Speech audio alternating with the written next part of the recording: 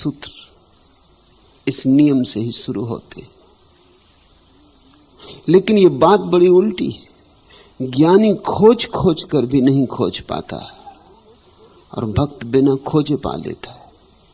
इसलिए बात थोड़ी बेबूझ है, दीवानगी की है, पागलपन की है। पर प्रेम पागलपन का ही निचोड़ है। जो न काबे में है महदूद, न बुतखाने में। खोजने वाले जाएंगे कहां? या मंदिर जाएंगे या मस्जिद जाएंगे।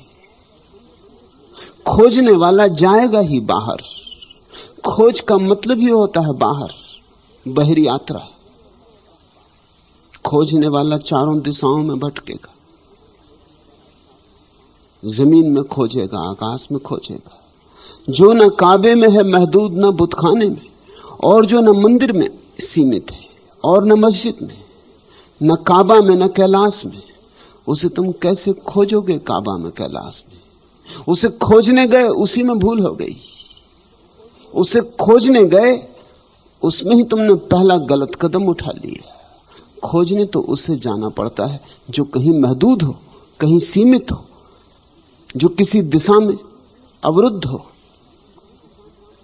जिसका कोई पता ठिकाना हो, जिसकी तरफ इशारा किया जा सके कि यह रहा, उंगली उठाई जा सके। परमात्मा तो सब जगह है, इसलिए उसका कोई पता तो नहीं, न उत्तर, न पश्चिम, न पूरब। परमात्मा पूरब में नहीं है, पूरब परमात्मा में है। न परमात्मा पश्चिम में है, पश्चिम परमात्मा में है। परमात्मा वहां नहीं है, परमात्मा यहां है। तुम परमात्मा को खोजने जाते हो, उसी में भटक जाते हो, क्योंकि तुम परमात्मा में हो। जैसे चली मछली सागर की खोज में, और सागर में है मछली। खोज ही भटकाएगी, खोज ही ना पहुंचने देगी। जो न काबे में है महदूद, न बुतखाने में, हाय वो और एक उजड़े हुए काशाने में। जिस दिन उससे मिलन होता, उस दिन बड़ी हैरानी होती। जो सुंदर से सुंदर मंदिरों में नहीं गाया, जिसे परंपरा से पूजित तीर्थों में नहीं पाया, जिसे उसे अपने टूटे घर में पाया। हाय वो और एक उजड़े हुए काशाने में, अपने इस छोटे से घर में पाया उसे। उस दिन भरोसा नहीं आता, विश्वास भी नहीं आता कि जिसे हम खोजने चले थे वो खोजने वाले में ही छिपा था। और जब तक हम खोजते थे तब तक हम भटकते थे। प्रेमी खोज छोड़ देता, प्रेमी सिर्फ पुकारता है। जिससे छोटा बच्चा रोता है, खोजने जाए तो जाए कहां? असहाय भी है, अभी चल भी तो नहीं सकता। और आदमी इतना ही असहाय है, परमात्मा की यात्रा पर चलने वाले पैर हमारे पास कहां? सामर्थ्य कहां? शक्ति कहां?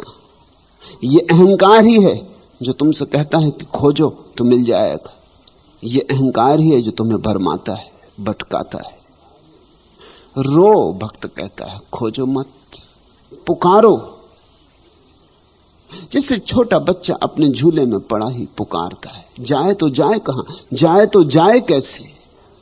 न जाने की सामर्थ्य है, न उठने की सामर्थ्य है। लेकिन उसके रोने की आवाज सुन के मां दौड़ी चली आती। फिर मां और बच्चे में तो थोड़ी दूरी भी है, उतनी भी दूरी तुम में और परमात्मा में नहीं। तुम जिसे खोजने चले हो वह तुम्हारा स्वरूप है। गहन पुकार, तीव्र पुकार, बस तुम्हारे ही प्राणों को छेद जाती है बिजली की कौंध की भांति।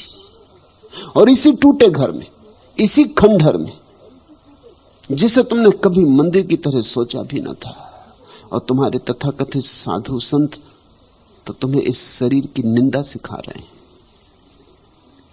वे तो कह रहे हैं इसी शरीर के कारण तुम भटक गए हो, और जिन्होंने जाना है उन्होंने इसी शरीर में उसे जाना है।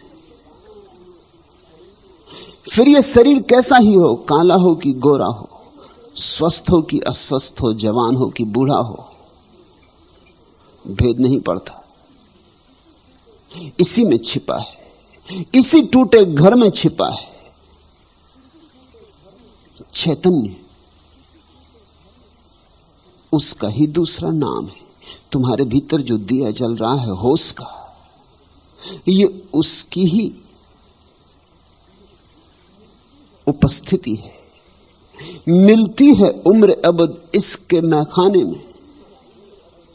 ये प्रेम की मधुशाला में जो प्रविष्ट होता है वही इस राज को समझ पाता है, और उसे ऐसी उम्र मिल जाती है जिसका कोई अंत नहीं। उसे शाश्वतता मिल जाती, उसे अमृतत्व मिल जाता है।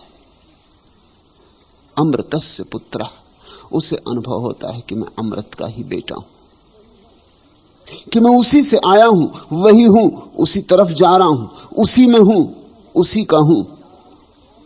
भटकूं तो भी उसी में भटक रहा हूं, भूल जाऊं तो भी उसी में हूं, बिल्कुल स्मरण न रहे तो भी उससे दूर जाने का उपाय नहीं है।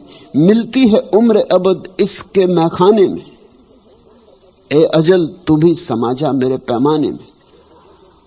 भक्त के प्रेम में इतनी सामर्थ्य है कि मौत को भी उसमें डुबा लेता है।